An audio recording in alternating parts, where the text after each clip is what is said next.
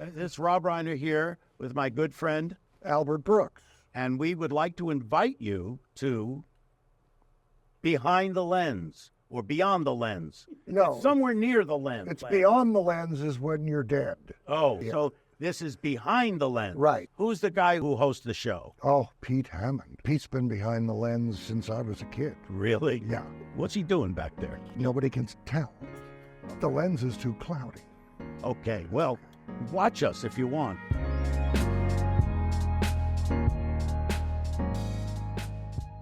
Do you have any thoughts about what happens after you die? I don't mind being taken out of the game. I just don't want to see any more of the game. Yeah. So that to me would be agony. Yes. To be taken away, but you get a little peek and, well, Rob's still doing well. And by the way, on nights you sleep and you don't dream, how do you know? What if you don't wake up? How would you know? Yeah. I mean, God, the first time I had a colonoscopy, I wanted one every day. It's like the greatest sleep in the world. And if you woke me up 1,000 years later, I wouldn't have any idea. Right. So I imagine that's what it is. A blue eye, like having a colonoscopy. Yes. Yeah. Yeah. A big one. Welcome to Behind the Lens. I have been waiting for this. This is exciting for me because not only am I a fan of both of theirs, but the documentary that they have made together, Rob Reiner directing, and the subject, of course, Albert Brooks. Welcome, the two of you. Thank Albert you. Brooks, Defending My Life. I couldn't wait for that, so I told our documentary guy I'm reviewing this, and I did. Oh. And HBO sent it before it aired, but it met every expectation on that, I have to tell you. Thanks. I was just riveted by this. And, I got to tell you, Albert, during the pandemic and things, we watched movies on the weekends. We didn't go out. And we rewatched every one of your movies, I think, except Real Life, which I'm excited is coming out on Criterion. Yes, it is. Yes, it is. In August. Yeah. Yeah, along with Mother. Those are the two new ones. Mother. They have Lost in America and Defending Your Life. Yes. And they'll have now Real Life and Mother. So great. 7 movies. They should all be given that treatment. Box set. Modern romance. Speaking of that, watching this documentary, I kept thinking, we need a box set of all your appearances on Carson, all the TV shows, everything that you came on and did. I had a period on Carson of 4 years that were lost. It was that period where I used to get different stories. There was a fire, but I think the truth is, in the 70s, they taped over those expensive 2-inch Ampex tapes. Yes. and they taped them over. Oh, my God. And I had so many appearances when we were doing this. We would look for a piece that my dad actually went on the Tonight Show with Carson, and Carson asked him who was the most, the funniest guy you know now, and he talked about, at that time, Albert was Albert Einstein, this 16-year-old high school kid named Albert Einstein. And we knew he had said it on Carson. We looked for it, and they had destroyed those appearances. Luckily, my dad, in his book, talks about that, and in the audio version of the book, we put it into the film. But a lot of the bits, and I only did the bits once, so, they were just gone. Because what you see in Heartbreaking. this documentary is just like gold. It is pure gold. And, That was the hard thing for us because there's so many good pieces that Albert did to say, well, how do we include it all? I wanted the audience to be able to get a full sense of who this guy is, who I consider a genius and is in a class by himself. How do we capture all that and get that all into an entertaining 90 minutes? And I think we got the best of it. I hope we did. I think Albert. He's smart, because my inclination was, well, you should put in that because they won't know that I did. And, Rob said, we don't want a 2.5 hour. We don't want 2 parts. It's a new world. 90 minutes would be lucky for people to sit for that amount of time. So, you've done other things. It's not everything. But in the long run, it was, we saw it. We couldn't go. They showed it at AFI last year. Yeah. And we couldn't go because of the strike. Oh, man. So about a month ago, they had a screening at the Academy. Yeah. And we did a Q&A. And darn if this thing doesn't play like a big comedy. Yeah, right. You know, the 800 people are laughing at these bits that are 45 years old, and it's pleasing to see that. And it plays like a film. It plays like a movie because, you know, you have a main character, which is Albert, and then you have this kind of story about not only his career, but his life and his personal life, and you get wrapped up in it, and then we tie it back at the end where he talks about how he has been fighting his whole life, defending himself, because he is always way out there ahead of everybody. Yeah, it's good. That's the greatest title, by the way. If you're going to do a title of an Albert Brooks movie, a documentary, Defending My Life is perfect. Yeah. That is my favorite Albert Brooks movie, you know, for many reasons. But in fact, I went and saw it recently, not recently, but a couple of years ago, maybe at the Arrow in Santa Monica. Jonah Hill hosted it. That had been postponed because of the COVID. COVID. I waited. I wouldn't watch. You know, I have the Criterion. I wouldn't watch. I really wanted to see it with an audience. Yeah, and it plays. Like it's lovely. It plays like day one. It's a great film. It's, to me, it's all of Albert's talent are in one place. Yeah, it's funny. It's moving. It's deep and philosophical. His acting is incredible. The scenes with Meryl Streep are amazing.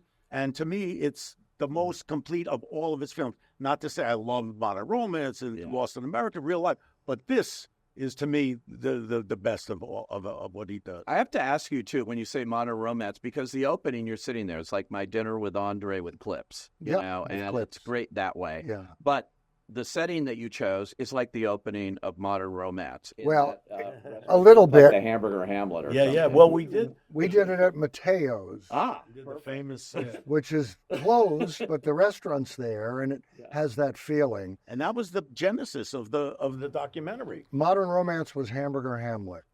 I thought so. Yep. Yeah. Which is gone. I know. It's so sad. Everything's gone. I used to see go in there. Dean Martin would always be in there. He would go there, Yeah. and he also went to La Familia, where he sat every night. But the genesis of the film was many years ago. You remember My Dinner with Andre? And I said to Albert, come on, let's do My Lunch with Albert. We'll go to a deli, we'll talk. When, you know, if you don't like it, we throw it away. And, you know, he never wanted to do that, and time went by. And then when we eventually came around to doing it, we used that idea of that centerpiece of the two of us talking, and then we could spoke out from there and explore his career and his life. And I think that makes it different. It really does, because that's what you don't see in a normal documentary is that, you know, it's us. Yeah. It's two people talking who've known each other forever, and then you broaden out from there, as opposed to an off-screen narrator or somebody interviewing you that's never seen. Yeah, it was an interesting way to sort of. And it really works, and it's beautifully shot, and the way it works with you across from each other. Why did it take this long for you guys? The only thing I could find that you have been in together was you played yourself, Rob Reiner, in The Muse. right. And, you know, you apparently never cast Albert. Albert never cast me. But I asked him times. Yeah, I asked him. And, you know, he turned me down. He offered me Harry Met Sally, and I was deep into writing Defending Your Life. Yeah. And, you know, as a filmmaker, especially if you're writing your stuff, once you get past this place, you can't stop. Yeah. Because it's juggling. The whole idea will go away. Yeah. So I just said, I'm too far into this movie, you know. But he offered. It wasn't like he never offered. Wow. Okay. Yeah. No regrets? Well, you can't live with regrets. Because where do you start? But look, you wound up doing Defending Your exactly. Defending Your Life. Yeah. I mean, that's a great piece of And work. Billy Crystal got his best movie. And he got so everybody was happy. Everybody was happy. Do you have a favorite Rob Reiner movie?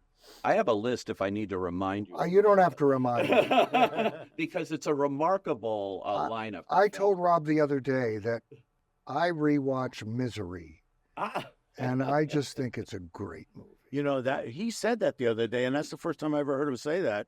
And, Well, because no one asks us. No, they don't ask us. But I was surprised to hear that. Wow. And that was a big surprise.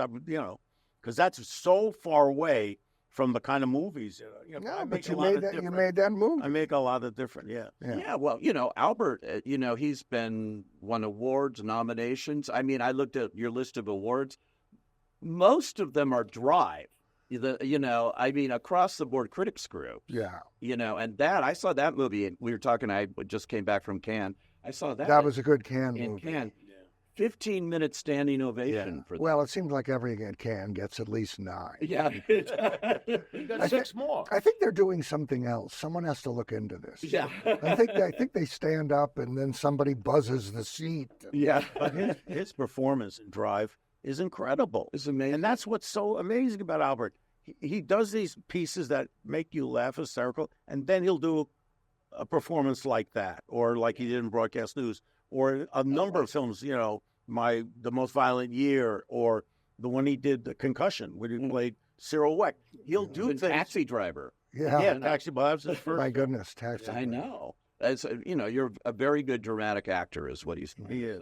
Well, there's. I don't see the line between the two. It's if you're just a silly person, it might be hard to get you to, calm down and be real. But if my comedy comes from such a real place that the dividing line between funny and sad is one car accident. You guys met at Beverly Hills High, correct? That is correct. Yeah. When I was a producer at Entertainment Tonight all those years ago, I went and did a story on all the famous people that came out of Beverly Hills High drama with that drama teacher. John Ingle. Yep. John Ingle, and before that, Lester. Oh my God.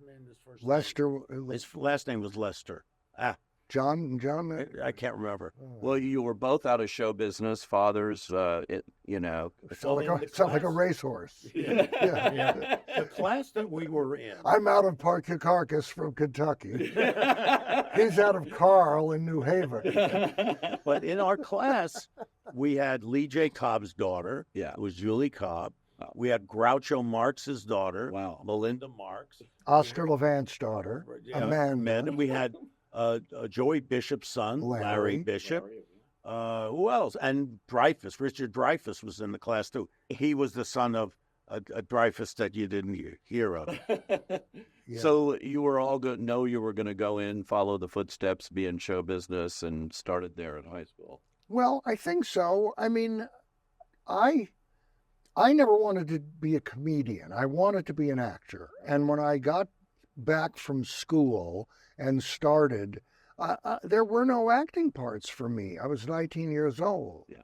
And I had an agent, someone else's agent at the time, said, if you do comedy, you'll get all the acting you want. And 6 years later, I was on the road doing 3 shows a night, as far from acting as I've ever been. Wow. I was so deep into comedy. And I thought, I don't want to do this. This isn't what I wanted to do. But when he came back from school, and he was at that time thinking about changing his name, and for an obvious reasons, Right. his middle name Lawrence, he was saying, okay, I'll be Albert Lawrence. Yeah, That for was 1 For minute. 1 minute, he thought that. And it sounded he said, like I want to be a like serious, Steve Lawrence. Yeah, I want to be a serious actor. I said, Albert, I understand, but you're the funniest person I've ever met. How can you, just turn your back on that? You have to, you have to let people see how funny you are. So luckily he found ways of, being able to do both. Well, it was the only way to get work, and it worked. I could get jobs on television as a comedian. Yeah. And so that's where I went. But it wasn't magical like after 2 appearances, 5 great directors were saying, I want you to be in, my new serious movie. Yeah, But after that- Danny and Dave. That is how I got Taxi Driver. Oh, it is? Because Marty was a fan of what he saw on television. Right. And Marty was a director that knew that if you could do this, you probably could do that. Wow. Because that's the way he worked. Yeah. He would cast people who weren't even actors. He would fool with that all the time. So he had no problem with saying, Stanley Kubrick was Yeah. a fan. yeah, Just found out. he was a fan. We became we corresponded. We talked on the phone. Were you considered for Barry Lyndon? No, or to play the computer in Hal in 2001. He I was gonna be wish. Hal. I wish. That's so Sorry, interesting to Dave. have that kind of relationship with somebody like Kubrick. Yeah. Well, he was a huge, important person in my life because when Modern Romance came out, after the previews, they wanted changes that I just couldn't comprehend. And they had seen the movie plenty of times with audiences and were very happy. And then we had to go up to San Francisco and sneak it before, I think it was Seems Like Old Times. And that audience wasn't my audience. And they didn't like the cards and they wanted all these changes. And I said, I can't do it. And they said, well, you're not going to have a second week. And that was, a real gut punch. Stanley Kubrick, because he had this interest in jealousy, he told me this. And I think it wound up showing itself in Eyes Wide Shut. Oh, wow. But he loved the subject. Yeah. And he said, I got a hold of this. I've shown it to people. It's the best movie on jealousy I've ever seen. And he started to tell me about the movie business. He said, you're blaming yourself right now, aren't you? I said, of course. He said, it has nothing to do with you. How this movie is going to do is decided way before you even get to think about it. It's a corporate decision. If they're telling you they're not going to do a second week, it means there's no more advertising. You can't blame yourself. And he started to say, I had this trouble. He told me that 2001 they were going to throw away because they didn't like the way it was testing. And there was a famous disc jockey in New York who saw a screening and went crazy on the radio for it.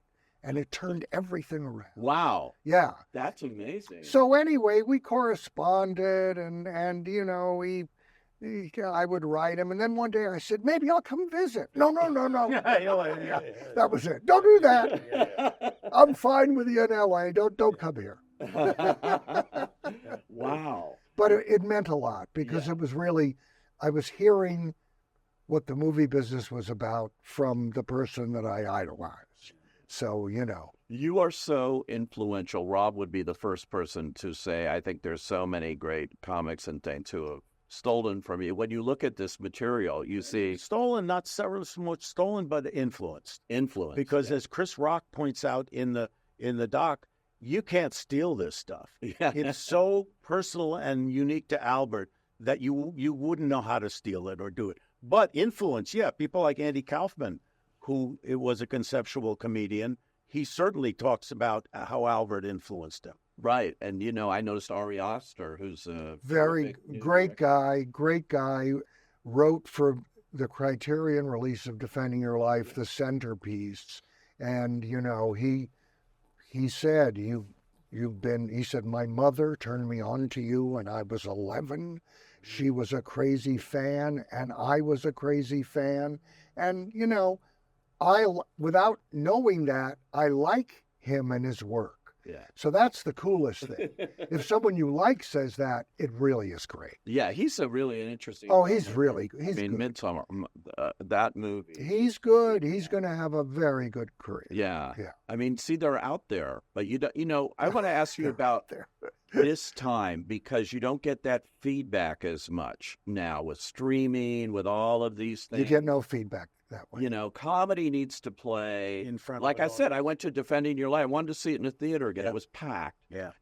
And it just doesn't exist anymore. Well, the problem is, especially for comedy, also for horror movies and thrillers, you need an audience. You need an audience to have the shared experience. The business is changing in a monumental way right now.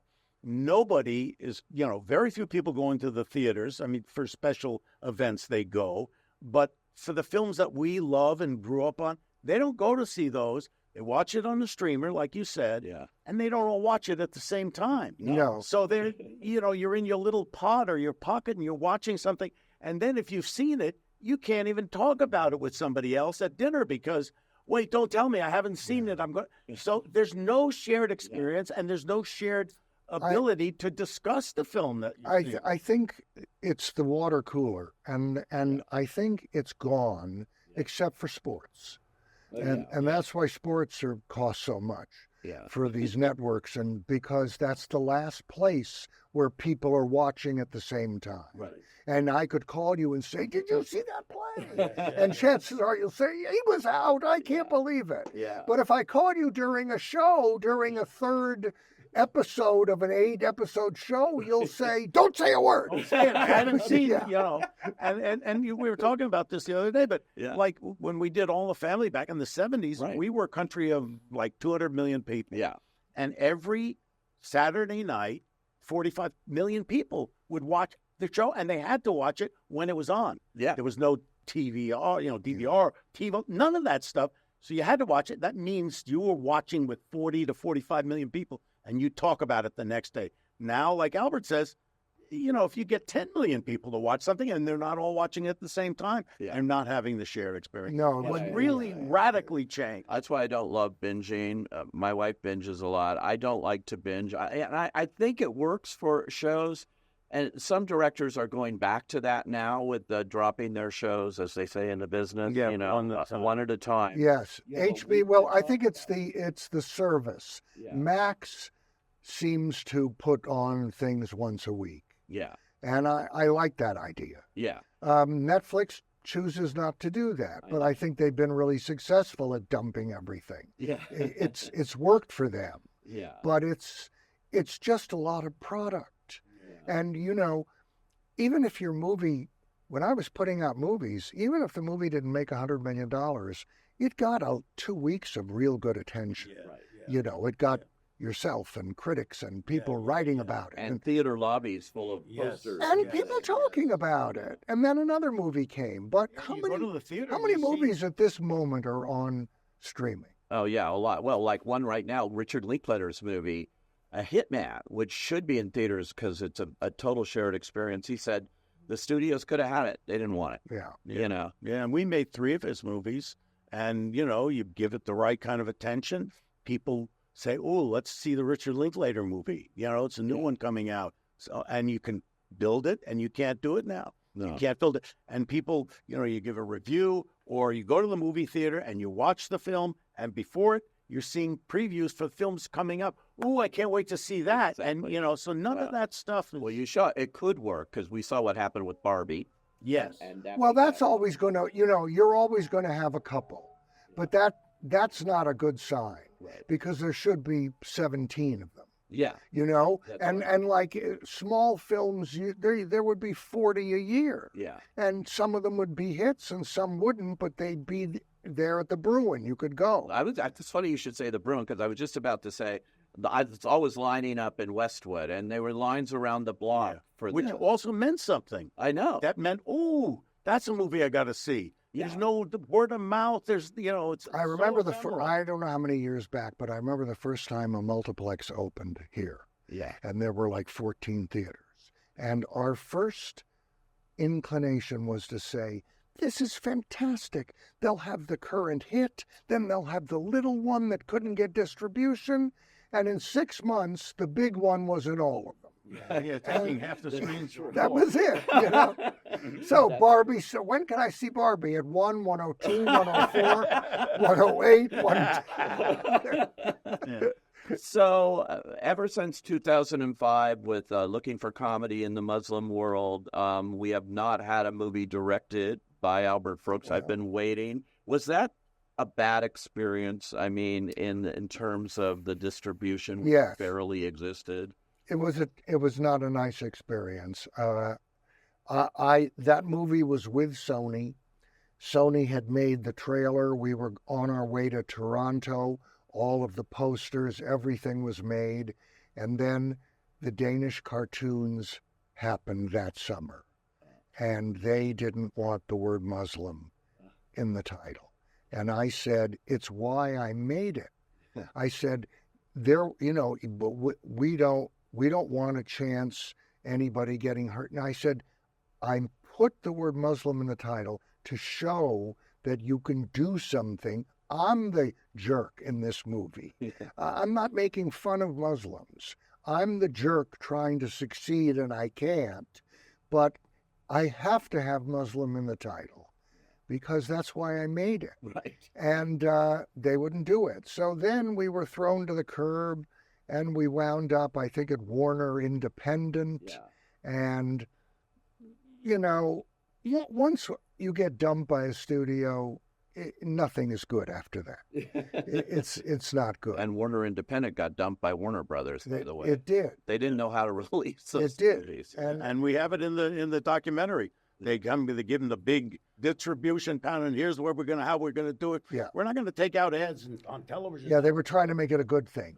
We're gonna do something special. Everyone does TV ads. We're going to do something different. What? J-Date. Take out ads on J-Date. Yeah. Well, wait a minute. What about Home Improvement? No, you don't need that. You need two ugly Jewish men who are probably not going to go to the movies anyway. Who can't get a date. Yeah.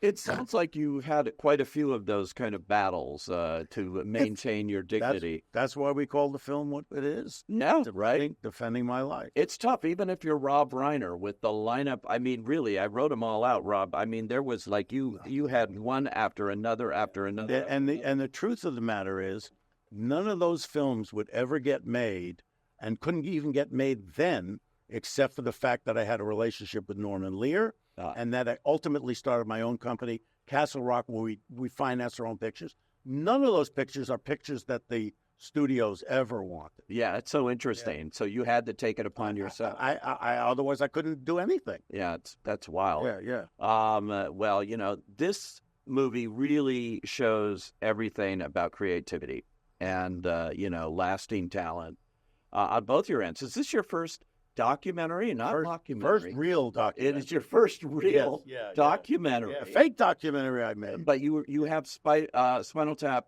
2. Yes. We just finished shooting. I'm now editing it, and hopefully at the beginning, either spring or summer of next year, it'll come out. How's it turning out? Listen, I'm the last person to ask. I think it's good, but what do I know? And I acted in a movie this spring for Jim Brooks. Ella McKay, right? Yeah. And I got to have Jim Brooks sitting right here. That was a thrill. Right here? Yeah. Right in this seat. How does that feel? He was right here, and he says, I'm going off to direct a movie again. And, I'm telling you, I think it's a great script, but I was more impressed with his energy level. He's like, what, 83, 84? He's somewhere in there, and whatever he is, he's 40. Yeah. I mean, he's running around. He's the last one to leave. There was no sign of anybody getting older. Yeah. So it was great. I was thrilled to do it. Oh my gosh. Yeah. Speaking of him, I mean, broadcast news. Jim's great. Jim's great. Just your sweating shirt scene alone is a cinematic classic. That's the ultimate description of somebody nervous. Yeah. You're talking about Albert Brooks. Sweating like Albert Brooks in broadcast news. Yeah. So great. Well, it's called Defending My Life. Albert Brooks, Defending My Life. You can see it on HBO Max it's called. Now, anytime, and thanks for coming in and sharing all of this Thank you, behind Pete. the lens. Thanks for talking to us. Thanks for having us.